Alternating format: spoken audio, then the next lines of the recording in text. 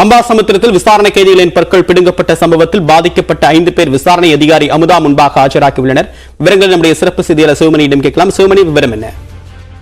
தேவா, திருநெல்வேலி மாவட்டம் அம்பாசமுத்திரத்தில் சிறப்பு அதிகாரி அமுதா தனது 2ஆம் கட்ட விசாரணையை இன்று காலை 10 மணிக்கு துவங்கி தொடர்ந்து விசாரணை அப்படிங்கிறது நடைபெற்று வருகிறது. காலையில சிறார்கள் உட்பட 5 பேர் ஆஜராகி விளக்கம் அளித்து வரக்கூடிய நிலையில ஒருவர் மட்டுமே விசாரணை முடித்து வெளியே வந்திருக்கிறார். தொடர்ந்து விசாரணை அப்படிங்கிறது நடைபெற்று வருகிறது.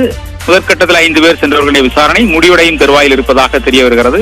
இந்த சூழல்ல தொடர்ந்து ஏற்கனவே சேரன் மகாதேவி சார் ஆட்சியர் முன்பு ஆஜராகி விளக்கம் அளித்த 5 பேர், இசக்கிமுத்து, செல்லப்பா சகோதரர்கள் 3 பேர், மேலும் 2 என 5 பேர் இப்ப தற்போது ஆஜராகி இருக்கிறார்கள். அவர்கள் சிறப்பு அதிகாரி அமுதா ஐஏஎஸ் முன்பாக ஆஜராகி தங்கள் தரப்பு விளக்கத்தை அளிக்க இருக்கிறார்கள். ஏற்கனவே காலையில் ஆஜராகி அவர்கள் விளக்கம் அளித்திருக்கிற நிலையில தொடர்ந்து இவர்கள், அதாவது ஆரம்ப நிலையிலேயே சேரன் மகாதேவி சார் ஆட்சியரிடம் இந்த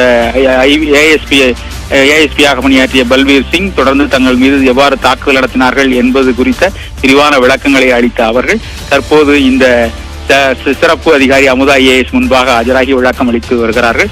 இந்த விசாரணை அப்படிங்கிறது 4 மணியை தாண்டியும் நடைபெறும் என எதிர்பார்க்கப்படுகிறது. காலையில் சென்ற நபர்களே விசாரணை முடித்து வெளியே வராத நிலையில மேலும் 5 பேர் தற்போது விசாரணைக்கு ஆஜராகி இருக்கிறார்கள். மேலும் இன்னும் ஒரு சிலர் ஆஜராக வாய்ப்பிருப்பதாக தெரிய வருகிறது. இதன் காரணமாக இன்று மாலை 4 மணிக்கு முடியும் என அறிவிக்கப்பட்டிருந்த இந்த விசாரணை 4 மணியை தாண்டியும் தொடர்ந்து நடைபெறும் என எதிர்பார்க்கப்படுகிறது. நாளையும் விசாரணை தொடர இருக்கிறது. இந்த சூழல்ல இந்த பகுதியில காவல்துறை நுழைவதற்கு ஏற்கனவே தடை விதிக்கப்பட்டிருக்கிறது. புலனாய்வு அதிகாரிகள் 3 பேர் இங்கே அந்த பகுதியில் இருந்தவர்கள், அவர்களும் இங்கே இருந்து வெளியேற்றப்பட்டிருக்கிறார்கள். இந்த பகுதி முழுவதுமாக வருவாய்த்துறை கட்டுப்பாட்டில் கொண்டு வரப்பட்டு விசாரணை அப்படிங்கிறது தொடர்ந்து நடைபெற்று வருகிறது. தேவா, உங்களுடைய விரிவான தகவலுக்கு நன்றி சிவமணி.